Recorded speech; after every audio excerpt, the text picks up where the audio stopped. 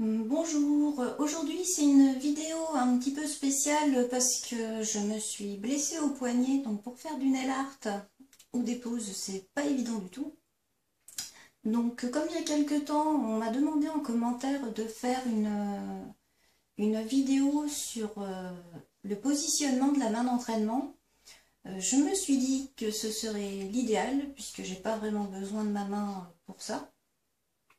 Donc aujourd'hui, je vais vous montrer comment bien positionner la main d'entraînement pour ne pas être embêté et puis pouvoir la mettre sans problème dans la lampe UV, éviter de galérer avec votre main d'entraînement.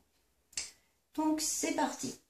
Donc pour qu'elle soit bien placée, en fait, vous voyez mon siège qui est en face. Donc là, il est même normalement un tout petit peu décalé encore sur le côté.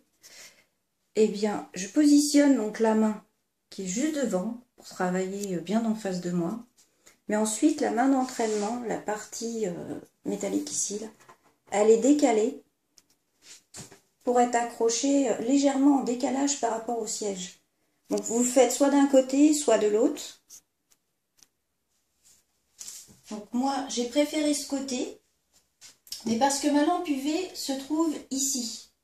Quand je suis assise en face, c'est plus facile pour moi d'appuyer sur les boutons de la lampe UV qui sont de ce côté et donc avoir la main qui est en face. Donc là, vous voyez, la partie, le bout des doigts rentre sans problème. Il y a juste à bien appuyer sur la partie noire extensible qui peut s'articuler pour bien que ça ne bouge plus. Et après, j'ai juste à attendre que le temps de catalysation passe. Et c'est pareil, quand j'utilise mon aspirateur que je mets ici, la main se trouve là. Mais si vous voyez bien, quand je suis assise, je suis bien en face pour travailler. Et ensuite pour mettre dedans. Mais il faut toujours que ce soit décalé. Comme vous voyez mes deux mains là, soit vous le mettez là avec la lampe de ce côté, soit vous mettez l'accroche qui est ici, vous la mettez là. Et dans ce cas-là, vous mettez la lampe de ce côté. D'ailleurs, avant, je l'avais dans l'autre sens. Mais vu que maintenant, j'ai plus de clientes, je me sers que d'une seule lampe, je trouve ça plus facile dans ce sens-là pour moi. Ensuite, l'autre petite chose à savoir avec cette main d'entraînement, donc vous avez la partie qui est là en dessous, que donc vous vissez, qui permet de maintenir ici à la table. Mais il y a une autre petite chose ici, c'est une sorte de vis. Et régulièrement, il faut la resserrer, sinon ici, ça a tendance à partir.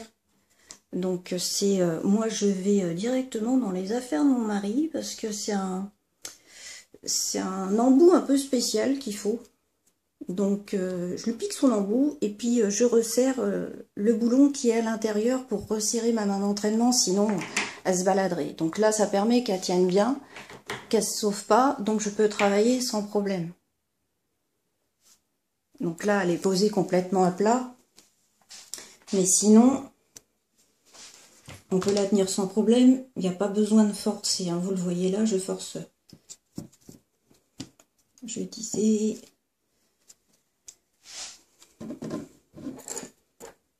Donc là, vous le voyez. On peut la maintenir sans problème pour travailler. On n'a pas besoin de forcer. On peut la reculer, on peut l'avancer. Normalement, elle est très facile à manier, donc elle pose aucun souci au niveau de la manipulation.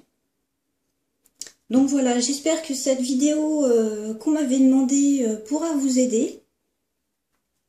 Et si après c'est une question plus particulière que la personne m'avait demandé, il faudra à la limite qu'elle me le dise en commentaire s'il manque quelque chose qu'elle avait besoin de savoir. Voilà, je vous dis à bientôt, j'espère que ma main ira mieux pour vous refaire des tutos. Au revoir.